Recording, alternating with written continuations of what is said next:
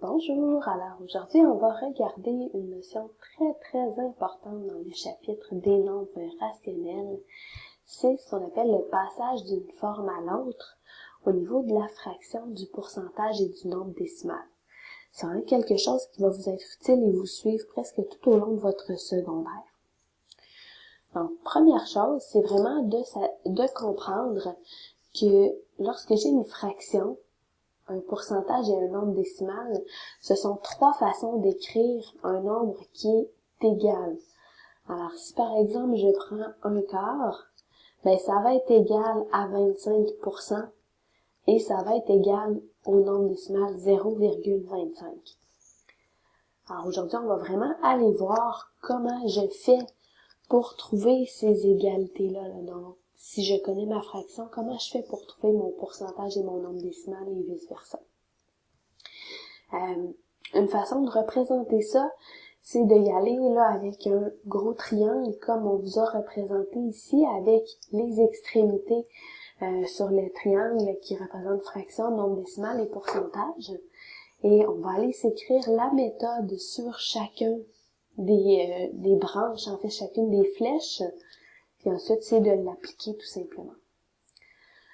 On va commencer de la fraction vers le nombre décimal, qui est peut-être un chemin assez simple. Donc, fraction vers nombre décimal, ça va être tout simplement d'aller prendre le numérateur de la fraction, divisé par le dénominateur. Donc, on va vraiment aller utiliser la notion de base de la fraction, un des sens de la fraction qui est celui de division.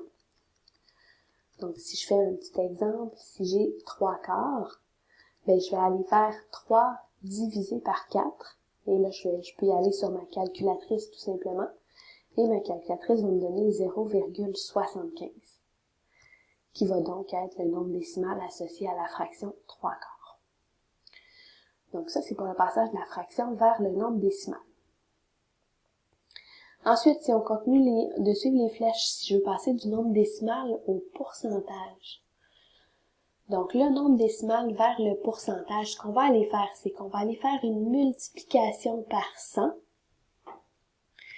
Et ensuite, on va venir ajouter notre symbole de pourcentage.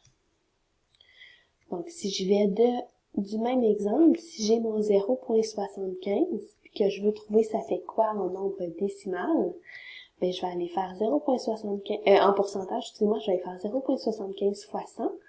Ça va me donner 75. Et je rajoute mon symbole, donc 75%.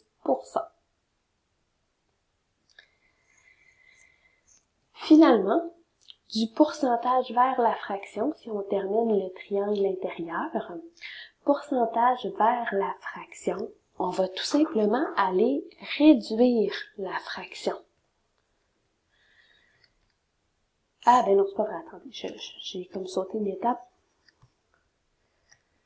On va aller écrire le pourcentage comme une fraction sur 100.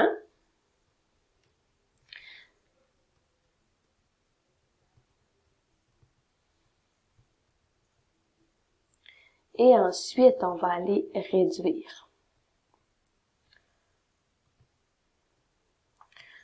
Donc, si on y va du même exemple, encore une fois, notre 75%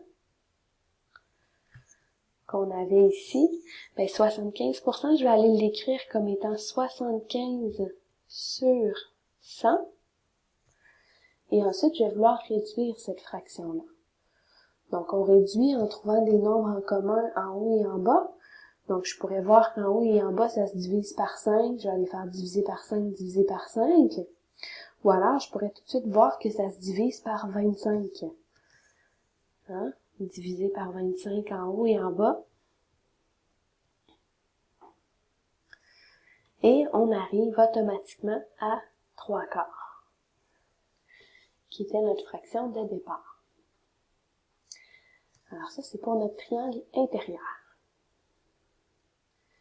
Si on y va cette fois-ci avec le triangle extérieur, donc Donc, on va commencer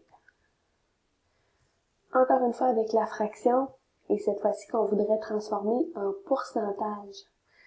Alors, pour transformer ma fraction en pourcentage, en fait, notre but, c'est d'aller trouver une fraction qui est équivalente,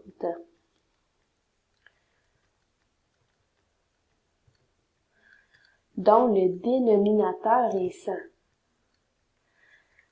Donc, c'est les stratégies de fraction équivalentes que vous devez trouver avec, je mets dénominateur de 100.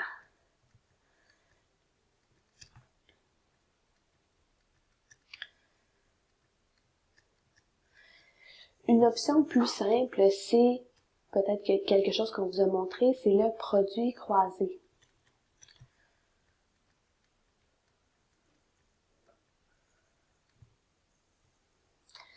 Alors, tout simplement, on va y aller d'un exemple.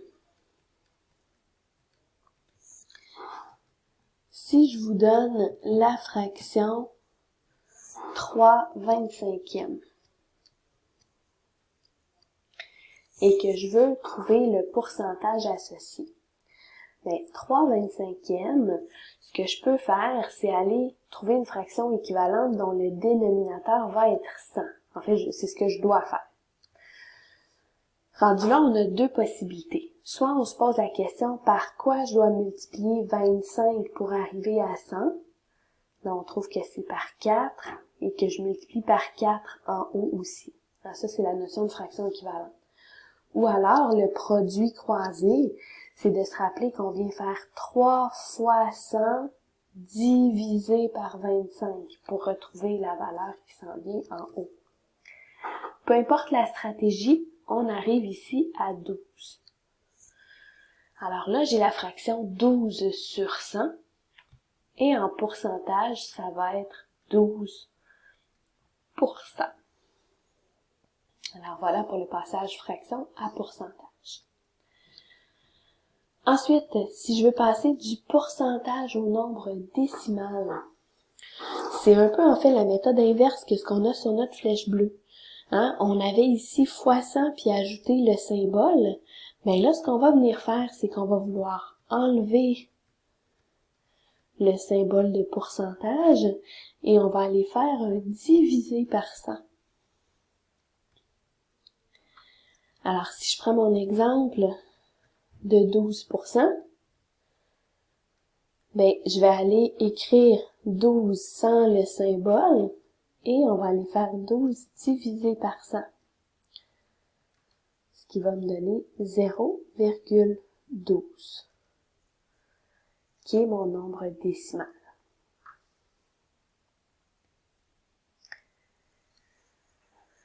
On termine avec le passage du nombre décimal vers la fraction. Je vous dirais que c'est peut-être la branche qui est la moins évidente à se rappeler.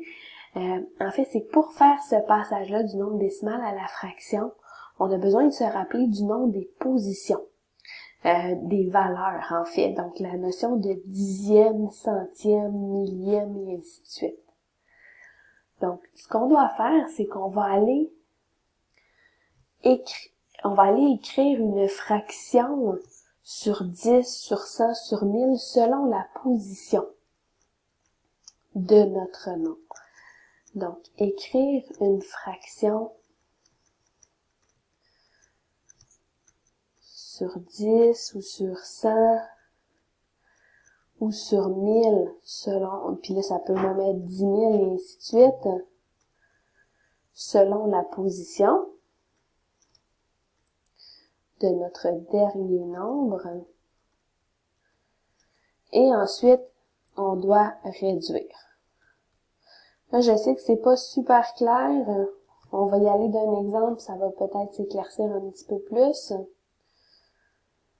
Alors, si je prends mon fameux 0,12, ben, ce que je dois savoir, c'est le nom de la position du dernier chiffre qui est ici. Alors, le 2, sa position, c'est les centièmes.